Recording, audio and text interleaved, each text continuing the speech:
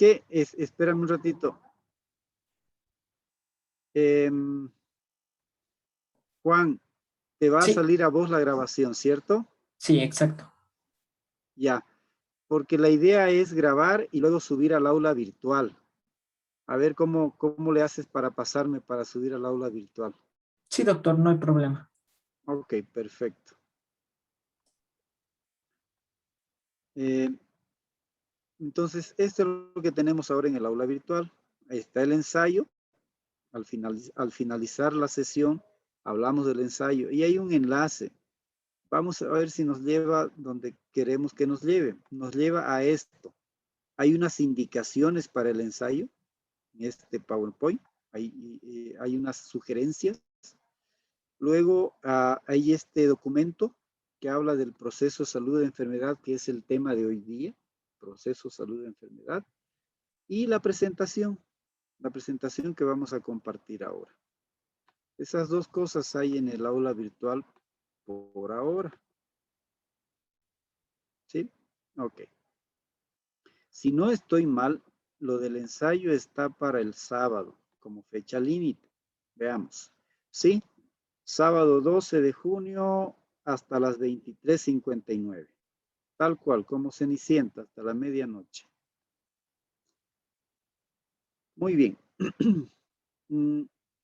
Si tienen alguna pregunta, pueden hacerla ahora de esta parte como general. Yo voy a iniciar la presentación. Si ustedes tienen alguna pregunta, tienen algún comentario, tienen algún aporte, me pueden interrumpir y hacemos la pausa y conversamos. ¿Ya? Siéntanse en libertad de participar. Es más, yo califico participación.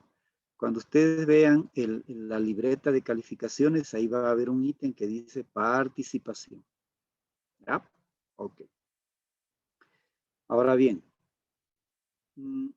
Juan hizo la gestión para tener este enlace para la sesión que se acaba en 40 minutos, ¿cierto, Juan? Sí, en 40 minutos. Ya. Por favor, nos volvemos a conectar con el mismo link. Para la siguiente semana espero resolver la duda si vamos a trabajar en Teams o con Zoom. A mí me gusta mucho más el Zoom, es como más práctico. Pero claro, la universidad no tiene Zoom, nos tocaría gestionar uno, uno por cuenta propia. Si no puedo gestionar uno por cuenta propia que nos permita tener la sesión de corrido y no estar enlazándonos cada 40 minutos, entonces hacemos por Zoom, pero si no, vamos a tener que hacer por Teams. Pero eso lo decidimos hasta la siguiente semana. Ya. Por hoy día vamos a utilizar este enlace que nos gestionó Juan. Muy bien, en 40 minutos se corta y nos volvemos a conectar. Vamos para allá. Cuando esté en la presentación, repito, podemos apagar las cámaras para que tengamos más posibilidades de internet.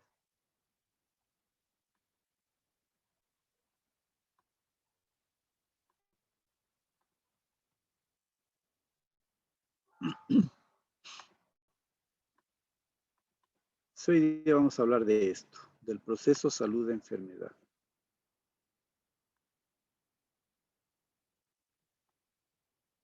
Ok, la enfermedad, como ustedes entenderán, es igual de antigua que la humanidad. Conforme fue apareciendo, evolucionando el hombre, si es que consideramos a la teoría de la evolución, empezaron a aparecer las dificultades, ¿cierto? Y en cada época el hombre ha intentado interpretar qué es esto de la salud, qué es esto de bueno, la enfermedad no tanto, pero qué es esto de la salud y cómo se relaciona la salud con la enfermedad.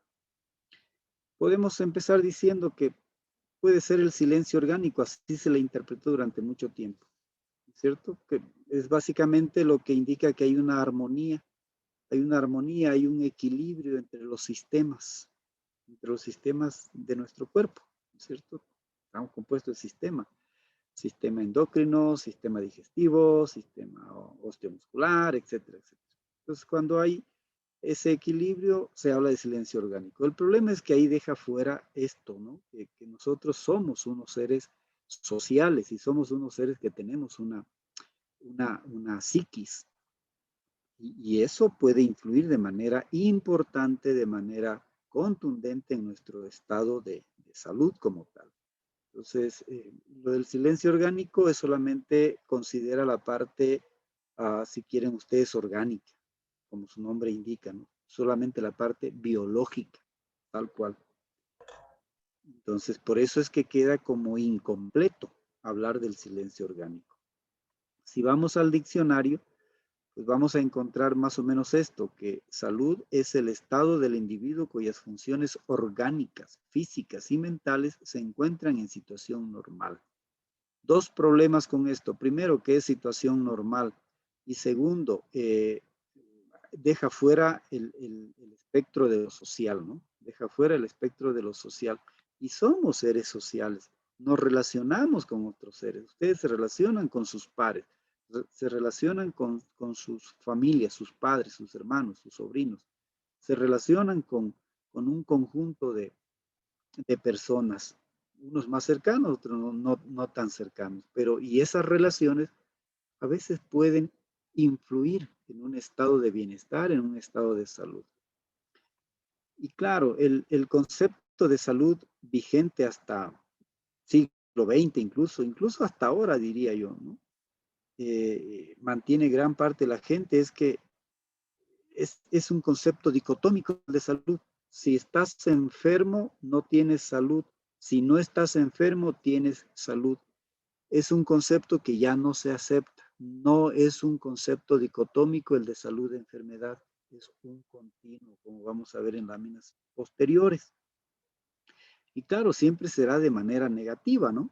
Estoy enfermo, no tengo salud. Ok. Cuando se empieza a pensar de una manera positiva en esta década entre 1940 y 1950. Este señor, Henry Seeger, propone un concepto positivo. Es decir, dice que la salud no es solamente no estar enfermo, sino tener un estado de goce de vida, un estado gozoso de la vida. En 1945, Andrija Stambar propone un concepto que luego es adoptado por la OMS y es el que se mantiene hasta ahora. Esto de completo bienestar físico, mental y social y no solo ausencia de enfermedad o invalidez. Ese es el que se mantiene hasta ahora. Tiene muchas críticas, entre esas críticas están estas. Equipara bienestar con salud. ¿Podríamos entender lo mismo? Probablemente sí, probablemente no.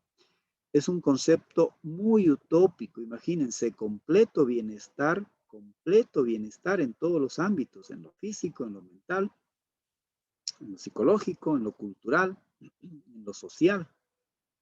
Es muy utópico, es difícil lograr ese completo estado de bienestar. Además, es muy difícil de operacionalizar, es muy difícil de medir el bienestar, porque el bienestar es como de uno propio, es como subjetivo, entonces medir eso resulta complejo. Y además resulta ser una definición estática y subjetiva. Tengo que decir lo siguiente, a pesar de estas observaciones, de estas críticas, el concepto de la OMS se mantiene vigente, aunque a mí me gusta mucho lo que propone Milton Terris. ¿Qué propone Milton Terris? Una modificación, no ha sido aceptada todavía, pero yo creo que en algún momento se puede dar. Él dice que la salud tiene dos polos, uno subjetivo y uno objetivo. En el polo subjetivo está la sensación de bienestar.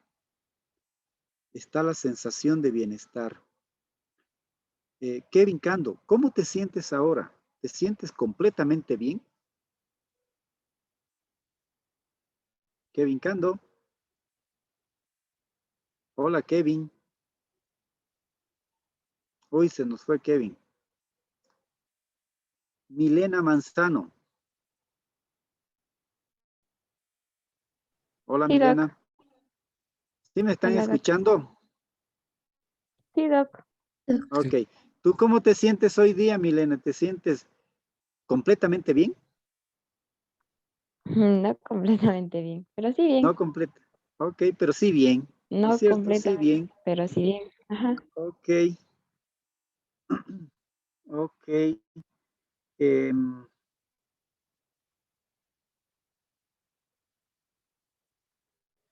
¿Qué pasó aquí? Samir, ¿tú cómo te sientes? Bien, bien, doctor. No Ok, completamente, pero sí bien. pero sí bien, perfecto. Entonces, eso es lo subjetivo. Es cómo se siente cada uno. Y lo objetivo es lo que podemos medir. ¿Qué podemos medir? Varias cosas, pero entre esas varias cosas, la capacidad de funcionamiento. ¿Cómo se mide? Si ustedes miran noticias, han debido escuchar en los últimos tiempos hablar mucho de los carnets de discapacidad. Y esos carnets de discapacidad, por ejemplo, te dan un porcentaje de discapacidad. ¿Cómo lo hacen eso? Midiendo las capacidades auditivas, visuales, físicas, psicológicas, etcétera. Y entonces eso se puede medir y eso es lo que dice Terry. Podemos adoptar que la salud tiene estos dos polos, tiene estas dos condiciones, una subjetiva y una objetiva.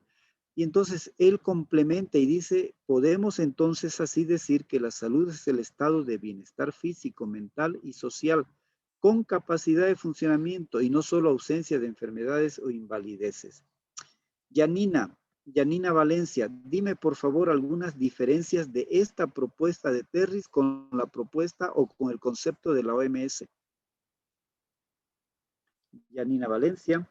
Sí, bueno, a ver.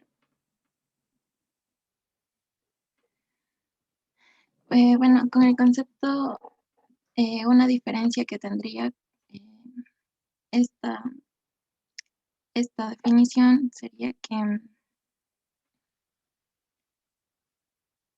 bueno, o sea, en parte sí están similares las dos, porque tiene el estado de bienestar físico, mental y social con capacidad de funcionamiento y no solo ausencia de enfermedades o invalideces. Y en la OMS, pues es casi igual. Es, la salud es un estado de bienestar de igual manera físico, mental y social. Y también menciona que no solamente es la ausencia de enfermedades. Eh, podría decir que una diferencia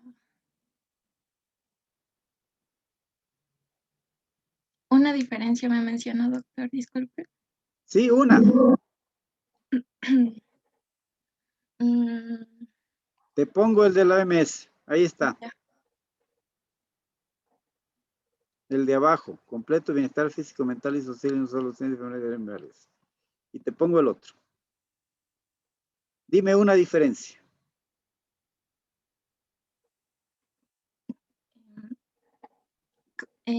Creo que no menciona lo de la capacidad del funcionamiento. Ajá. Ujú. No hay capacidad de funcionamiento. Eva Pacha, dime otra diferencia.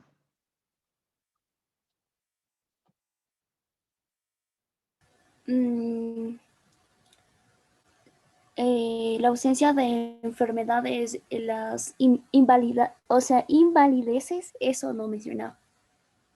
¿Será? No ausencia, no solo ausencia de enfermedades o invalideces, sí menciona. Ah, entonces,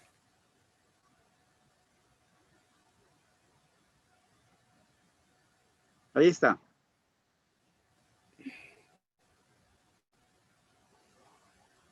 Y aquí está.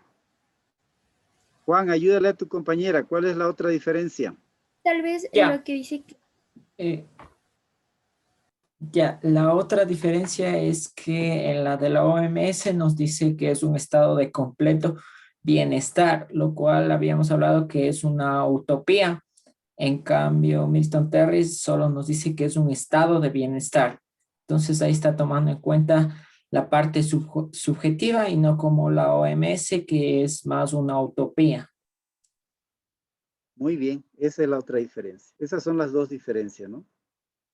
Se habla de completo bienestar, que es una utopía. Aquí habla estado de bienestar, que lo podemos decir si el estado está bien, está muy bien, está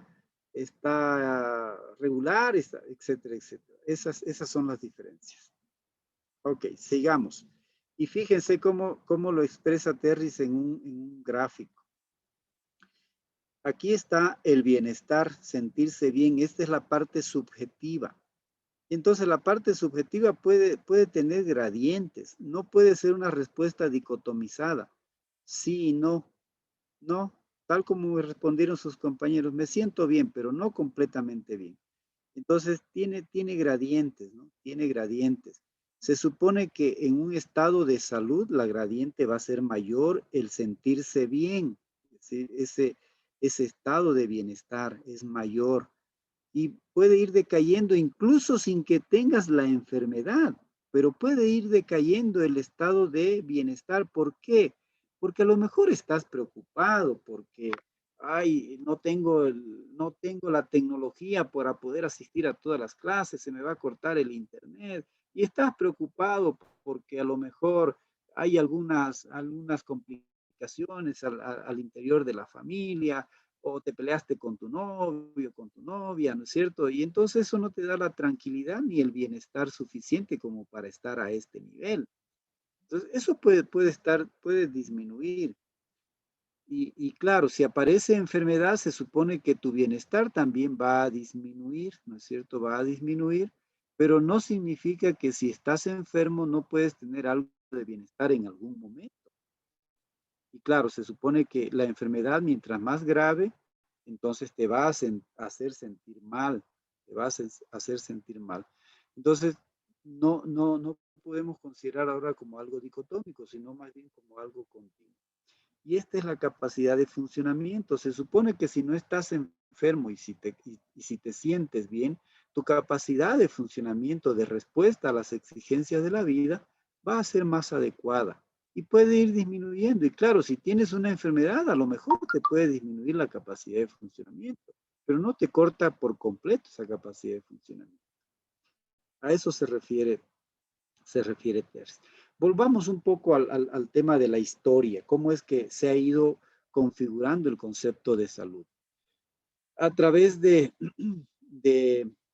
fósiles se ha logrado interpretar de que en la antigüedad, a los inicios de la humanidad, cuando se fueron formando los grupos sociales, comenzaron a identificarse ya algunos conceptos de lo que los grupos sociales interpretaban como salud. Y se logra identificar estas dos grandes vertientes, estas dos grandes corrientes, una llamada ontológica localizante y otra llamada dinámica totalizante. La ontológica localizante, desarrollada por los sirios, egipcios, hebreos, consideraba al cuerpo como un receptáculo de una causa natural o sobrenatural. La enfermedad es como que entra y sale del hombre como por una puerta. Pero fíjense que los chinos, hindúes y griegos, que más o menos lideran la otra vertiente, la dinámica totalizante, tenían un concepto más avanzado que incluso se apega mucho más a lo que interpretamos ahora. Considera la enfermedad como una consecuencia del desequilibrio entre los elementos que componen el cuerpo humano, provocado por alguna alteración del ambiente físico. Ya metían al ambiente físico como un elemento importante que podría influir en nuestro estado de salud. Es mucho más avanzado los chinos, hindúes, griegos, ¿no? De hecho, de ahí nace más o menos, de por ahí nace, de los griegos nace lo que ahora conocemos como medicina occidental y todos los conceptos que se han desarrollado a lo largo de la historia. ¿Alguien sabe lo que sucedió en el periodo feudal? ¿Alguien sabe lo que pasó en el periodo feudal? Lisette, ¿tú conoces algo del periodo feudal? No, Doc. ¿No? Ok, Fátima, ¿tú? Fátima Macas, No, tampoco, doctor. Santiago, No, doctor, no. ¿no? Ok, Paul, No, doctor. Kevin, Sí, Doc, es un Tampoco. periodo. ok, Kevin Castillo ahora. Sí, es un periodo basada en, bueno, del feudalismo, del vasallaje y de la posición de tierras que tenía el el feudal. Ujú. Entonces Sí. era un sistema político en Europa manejado por tierras. Ujú. Grandes, los señores feudales tenían grandes territorios de tierra, ¿no? Grandes territorios de tierra. ¿Quién dominó en esa época? Eh, qué estructura dominaba? ¿Qué estructura social, política, religiosa? ¿Quién dominó en la época? Kevin. ¿Quién dominó? Ajá. Estaba ¿Quién dominada dominaba? por la Iglesia Católica. La Iglesia Católica, Kevin. Muy bien. La Iglesia Católica. Entonces, ¿qué pasó con la ciencia en esa época? Pues también se lo conocía como esas épocas oscuras donde estaba prohibido pensar más allá.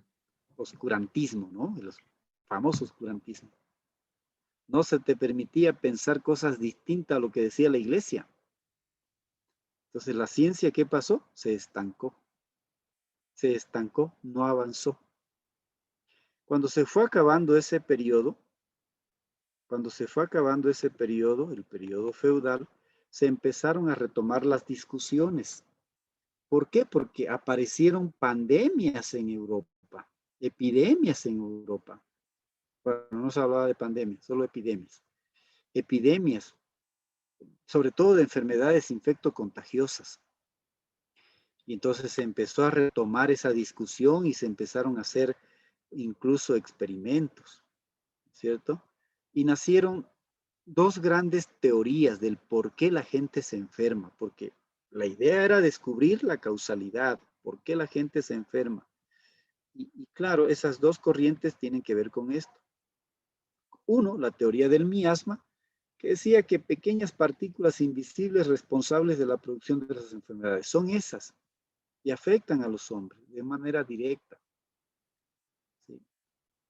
Y la otra es que este señor Virchow empezó a decir, no, a ver, ¿quiénes se enferman? Son los que están en la periferia, los que no tienen trabajo, los que tienen condiciones higiénicas desfavorables. Ah, entonces yo creo que aquí hay una causa social y que el Estado debe hacerse cargo de solucionar esto. Y empezó a hablar de una medicina social, fíjense ustedes, en esa época. Ahora es muy conocido eso, pero en esa época él comenzó a hablar de eso y claro, todo un grupo ahí, no solo él. Pero esto duró, estas teorías duraron hasta que obviamente apareció la bacteria. Apareció la bacteria. Entonces, pero para retomar esto de Virchow, claro, él decía las condiciones económicas, las condiciones sociales que tiene la gente influyen mucho, porque él veía a quienes se enfermaban, ¿cierto? Y claro, dijo, aquí tiene que intervenir el Estado. Pero eso duró hasta que apareció, hasta que descubrieron a la bacteria. Descubrieron a la bacteria y se enterraron las otras teorías. Se enterró la teoría del miasma, se enterró la discusión de la medicina social. Definitivamente, pues no, quien causa las enfermedades es una bacteria. Y se explicó esto durante mucho tiempo, que era la bacteria la única causa para explicar las enfermedades, sobre todo las infecciosas y las que son epidémicas, las infecciosas, las tropicales. La bacteria. Aquí está, no hay discusión. Pero ahora pregunta, a ver, a alguien. P8 Leonardo, ¿estás ahí? Hola Leonardo. ¿Tú alguna vez tuviste curiosidad de verte el brazo derecho? Sí, doctor. No te escuchamos bien. ¿Qué será? ¿Será tu micrófono? Sí, mi micrófono es malo, no se escucha bien. Ah, ya, ahorita estamos escuchando mejor. Entonces, ¿qué has visto en tu hombro derecho? La marca de las vacunas. Muy bien, de una vacuna en particulares. Wendy, ¿tú también tienes esa marca? Wendy Tipán. Sí, Doc. Ujú. Sí. Janet, ¿tú tienes esa marca? Sí, doctor. Milena, ¿tú tienes esa marca? Sí, doctor, también. Alexis, ¿tú tienes esa marca? John Alexis, ¿tú tienes esa marca? Sí, sí, claro. Ok. ¿Qué creen que nos pusieron ahí? ¿Por qué se quedó esa marca? Vacunas, ¿sí? ¿Cuál vacuna en particular? Tuberculosis. La BCG, que es para prevenir tuberculosis. ¿Y ustedes saben qué nos pusieron ahí? ¿Qué nos ponen en las vacunas? El bacilo de la tuberculosis. ¿Cómo se llama el bacilo, Kevin? Está bien informado. ¿Cómo se llama el Bacilo bacilo? de Clemente. Esas son las siglas de la vacuna, de la BCG, bacilo de Calmette y Guerin. Pero el bacilo en general se lo conoce como bacilo de Koch, ¿te acuerdas? Bacilo de Koch, que es una Sí. micobacteria, ¿no? Es una micobacteria tuberculosa. Entonces nos ponen eso atenuado, ¿no? A eso, súmenle ustedes que Ecuador es un país endémico para tuberculosis. Endémico para tuberculosis. Samantha, qué es endemia? Se refiere a que es una enfermedad que es muy prevalente en la población de un país por ciertas características. O que se presenta constantemente, ¿no? Que está ahí presente todo el tiempo. Eso es endemia. Y es prevalente, sí, es prevalente en el país. ¿Qué significa? Que la bacteria, la micobacteria tuberculosis, bacilo de Koch, está circulando de manera permanente entre las poblaciones. Y ustedes conocen que se transmite de persona a persona. ¿A dónde quiero llegar? Quiero llegar a lo siguiente. Quiero llegar a decir que la mayoría de nosotros, de los aquí presentes, tenemos la bacteria dentro. Porque nos vacunaron, nos pusieron eso. Y además probablemente la adquirimos en un viaje en bus, algún evento. Porque es endémico. Está circulando la micobacteria. La pregunta es, todos o la mayoría de nosotros tenemos la bacteria. ¿Cuántos de nosotros tiene tuberculosis ahora? Probablemente ninguno. Probablemente ninguno. ¿Y por qué es eso? Es así como se cae la teoría unicausal. Porque no solamente necesitas tener la bacteria, necesitas de otros elementos que están ahí para enfermar de tuberculosis. Entonces, la siguiente lámina, creo que es la siguiente, intenta mostrar eso. Entonces, para tener tuberculosis, no solamente necesitas tener a la bacteria, sino que necesitas algunos de estos elementos, o te dedicaste al alcoholismo, o te dio diabetes, o te dio VIH, o estás viviendo en hacinamiento, o no te pusieron la BCG, o tu ocupación te expone a que te puedas contagiar. Y entonces son muchos elementos que pueden intervenir para que te dé esta enfermedad. Podemos pensar esto para otras enfermedades también, claro. Y entonces se cae la teoría unicausal. Además, se cae tremendamente después cuando empiezan a aparecer las enfermedades que no son producidas por bacterias, ¿no es cierto? Como la hipertensión, como la diabetes. No deja de tener sentido la teoría unicausal y nace la teoría multicausal. Y fíjense que en esta época, esto es en el 60 que nace esta teoría, pero después, en esa década se hacen algunas cosas que nos sirven hasta ahora. Obviamente siempre habrá avances, pero hasta ahora hay algunos conceptos que se mantienen. Nace este modelo para interpretar la historia natural de la enfermedad. Natural de la enfermedad significa que es ver cómo evoluciona una enfermedad sin ninguna intervención, sin ningún tratamiento, sin ninguna droga, nada. Es cómo evolucionaría una enfermedad sin ninguna intervención. Y como ustedes pueden ver, hay dos grandes periodos, el periodo prepatógeno y el periodo patógeno. El periodo patógeno es obviamente antes de que la persona se enferme, antes de que la persona se enferme. Y claro, en esa época se hablaba de la interacción entonces estamos ahí en una constante interacción entre la gente, el hospedero, el medio ambiente. Ahora sería también el medio social, obviamente, importante para nosotros. Listo, no pudiste evitar, te enfermaste. Entonces entras al periodo patógeno y el periodo patógeno obviamente tiene sus etapas, ¿no? Tiene un horizonte clínico. Primero habrá un periodo de incubación donde no tienes síntomas, después van apareciendo los síntomas, te vas agravando. Estamos hablando de una evolución sin ninguna intervención. Te agravas y puedes avanzar más y las posibles salidas, es decir, los posibles resultados pueden ser la muerte, obviamente. Te puedes quedar en un estado crónico, te puedes quedar con un estado de invalidez o te puedes recuperar dependiendo de la enfermedad y tus condiciones personales.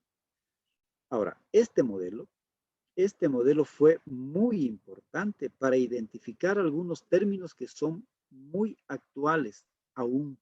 ¿Cuáles son? Estos de aquí. Entonces, lo que tú hagas en el periodo prepatógeno para intentar evitar cruzar esta línea y caer en el periodo patógeno se conoce como prevención primaria. Y claro, lo único que yo agregué a esto obviamente lo hacen estos autores, lo único que yo agregué es esto de aquí, porque esto ya no es actual, ya no es lo mismo hablar de promoción de la salud que prevención primaria. Y entonces, obviamente, las acciones de prevención primaria son las que tratan de evitar. Ahí, como ejemplo, ¿cuáles? Las vacunas. Si estás en un área de malaria, ¿cuál sería una acción de prevención? Los toldos impregnados, por ejemplo, para evitar que los mosquitos entren y te piquen. O usar ropa que te proteja todo el cuerpo. Si estás en una zona de dengue, ¿cuáles serán las acciones de prevención primaria?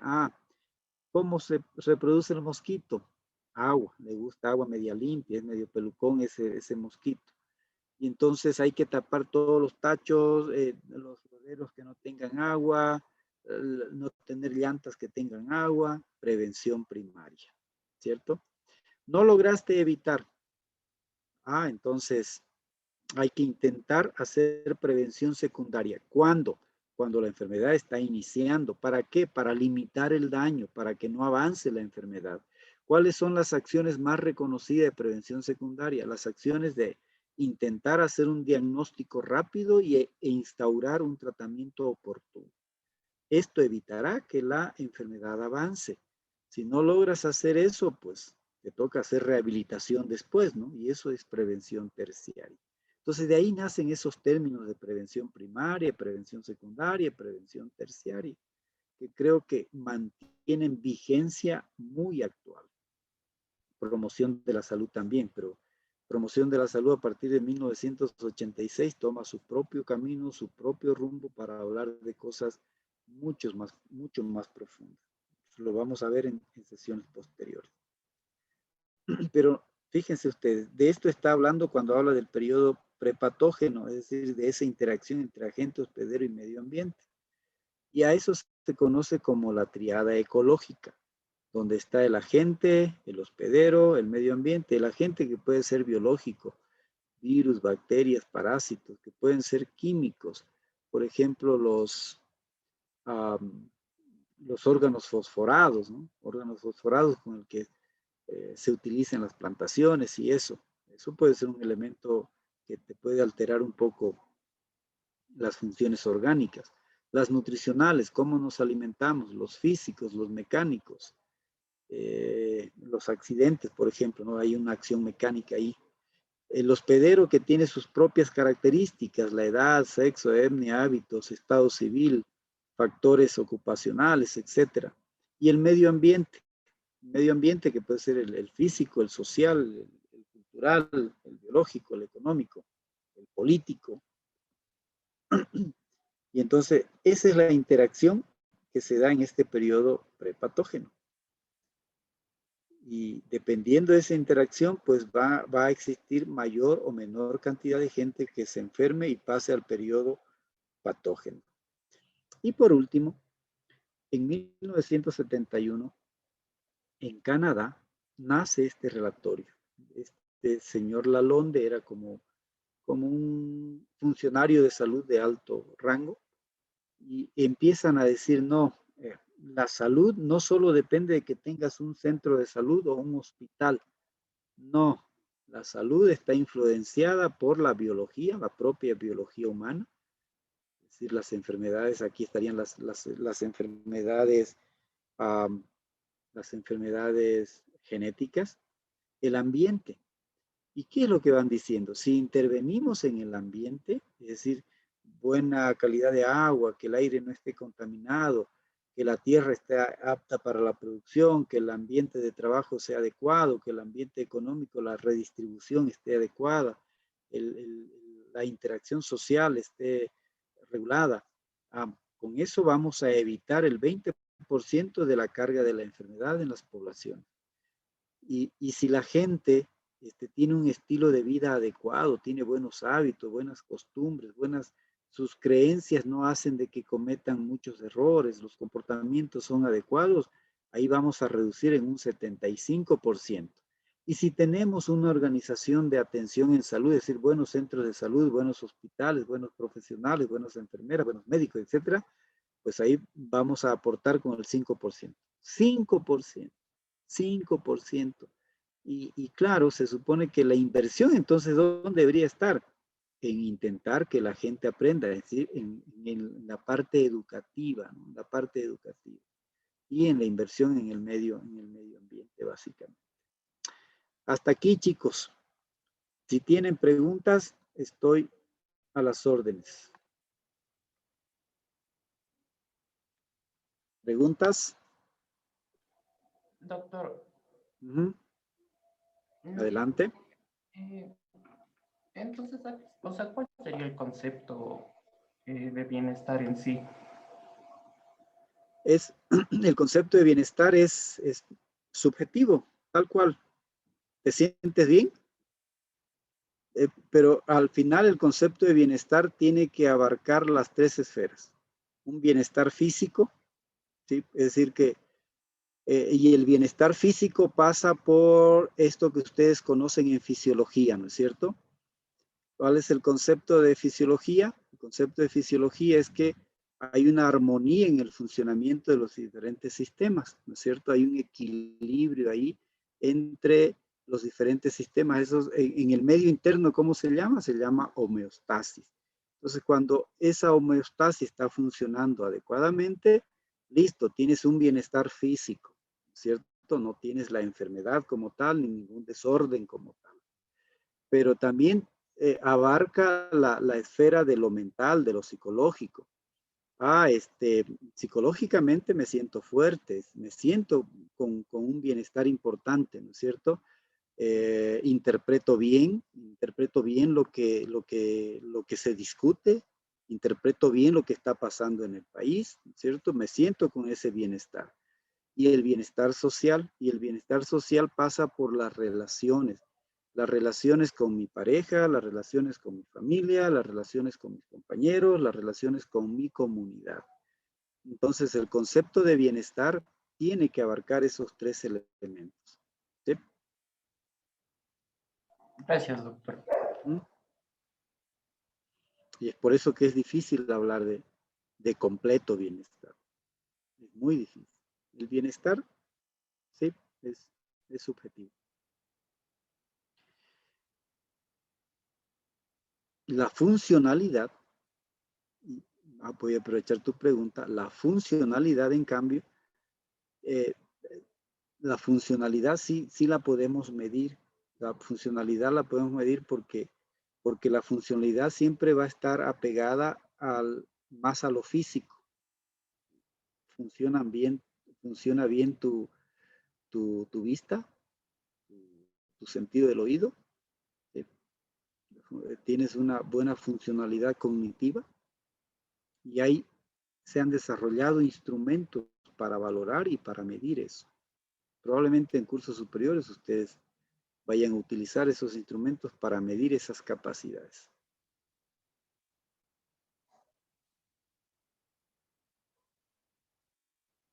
Muy bien, chicos. Entonces, vamos a revisar lo que tenemos en el aula virtual. Doc, disculpe, yo tengo una pregunta. Claro, dale. Viendo cómo se está dando toda esta transición en cuanto al concepto de salud, ¿se podría considerar que eso también va a influir en cómo se ven luego las especialidades en cuanto a medicina? Porque, o sea, podría decirse que en un futuro tenga más o sea, hayan más doctores que se interesen más por la medicina familiar y comunitaria y no tanto las especialidades que ya se van cuando la enfermedad es más crónica o ya es algo más grave. Qué interesante tu intervención y tu pregunta. No sé si hay pregunta en el fondo, porque la respuesta creo que es media obvia, ¿no?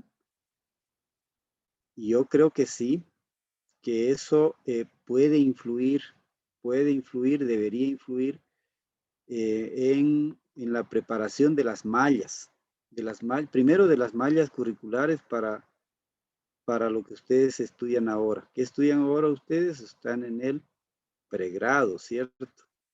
Ustedes están en el pregrado. Y entonces eso debería influir para esa malla. Ahora, claro, yo sí entiendo, cuando uno entra a estudiar medicina, quiere hacer una especialidad y eso está bien. Son aspiraciones individuales, son aspiraciones personales que a todo el mundo tiene derecho, obviamente. Pero claro, las necesidades de la población hacen que la mirada estén puestas en dar soluciones más integrales. Y cuando tú estudias una especialidad X o una subespecialidad, esa mirada de la integralidad se va perdiendo cada vez más. Y claro, si ustedes se fijan, al final la enfermedad o las enfermedades no solo van a depender de tu condición individual, personal, sino que hay condiciones más sociales, más grupales, de políticas públicas, que pueden influenciar de una manera importante, ¿no?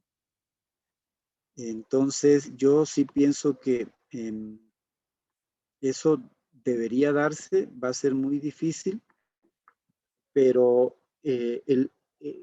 eso no se puede dar así porque sí, ¿no? Tienen que haber políticas públicas, políticas de incentivo. Claro, imagínate, un médico general gana 1.700, un especialista gana, dependiendo la especialidad, ¿no es cierto? Incluso anda más allá de los $3,000.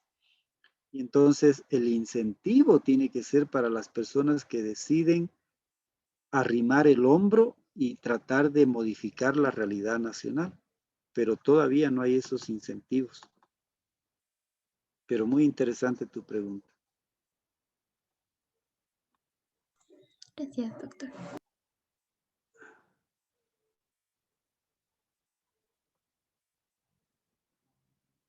¿Alguien más, chicos?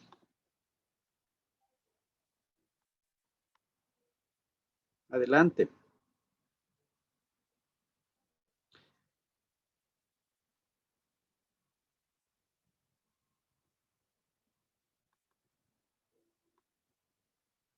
No sé qué le pasó a mi Zoom, que no puedo.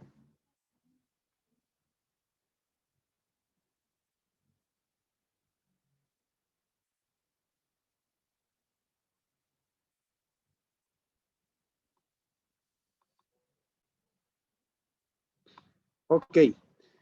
Entonces, para el trabajo, ¿sí me están escuchando? Sí, doctor. Ok. Para el trabajo es el siguiente. Es un ensayo sobre la historia natural del COVID. Hemos hablado de la importancia del modelo de la historia natural. Entonces, o de la COVID, ¿no? Para que ustedes se familiaricen y se actualicen con esta enfermedad, es importante que ustedes revisen eso y hagan un ensayo. Pero no es del COVID únicamente, es de la historia natural del COVID. Entonces, ¿yo qué espero ver en los trabajos? Yo espero ver identificados los periodos, el periodo prepatógeno y el periodo patógeno. En el periodo prepatógeno, ¿cómo es esta interacción en el mundo de esta enfermedad? ¿Cómo es esta interacción? No solamente entre la gente, el hospedero y el medio ambiente, también con el medio social, ¿no? El medio social es muy importante para esta enfermedad, incluso el medio de las políticas públicas. Entonces, ¿cómo se mueve? ¿Cómo se está dando este movimiento de esa interacción? Y lo más importante, ¿cuáles son las actividades que ustedes podrían identificar como de prevención primaria? ¿No es cierto? Son conocidas, sí, son conocidas, pero es importante que ustedes lo plasmen en su trabajo. ¿Cuáles son esas acciones para evitar la enfermedad? Pues son de amplio conocimiento, ¿no? Que lavado de mano, que mascarillas, que el aislamiento, y otras que ustedes pueden identificar en las lecturas que hagan. Y después en el periodo patógeno, ¿cómo va evolucionando el COVID? ¿Cómo es la primera etapa? ¿Y dónde se debería hacer actividades de prevención secundaria? ¿Cuáles son esas actividades? Luego, ¿cómo avanza? ¿Cuáles son las actividades de prevención terciaria? Si es que llega hacia allá. Y claro, chicos, no se olviden, siempre con referencias bibliográficas. Siempre con referencias bibliográficas. Entiendo que ustedes utilizan la referencia en formato Vancouver, ¿cierto? Sí, doctor, normalmente Vancouver. Vancouver, eso es lo que pide la universidad, realmente. Eso es lo que pide la universidad. Entonces, ahí hay unas sugerencias, unas orientaciones para que ustedes puedan estructurar. En una de esas lecturas dice, una de esas líneas dice que se espera un trabajo de entre 3 a 5 páginas. Ojo, es 3 a 5 páginas sin considerar la portada, sin considerar el índice y sin considerar las referencias bibliográficas. Entonces son 3 a 5 páginas de contenido, ¿no? 3 a 5 páginas de contenido. Si ya se bajaron el Word, pues ahí ustedes van a poder revisar, seguramente ya están revisando. Y si tienen preguntas, adelante.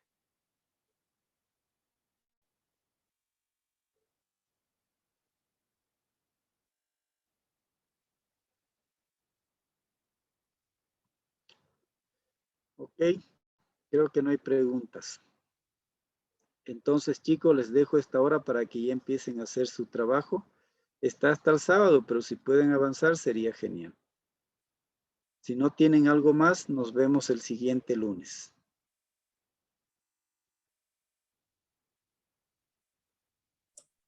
Listo, doctor, muchas gracias. Que les vaya muy bien. Hasta luego. Hasta luego. Muchas gracias, doctor. Gracias, doctor. Hasta luego. Gracias.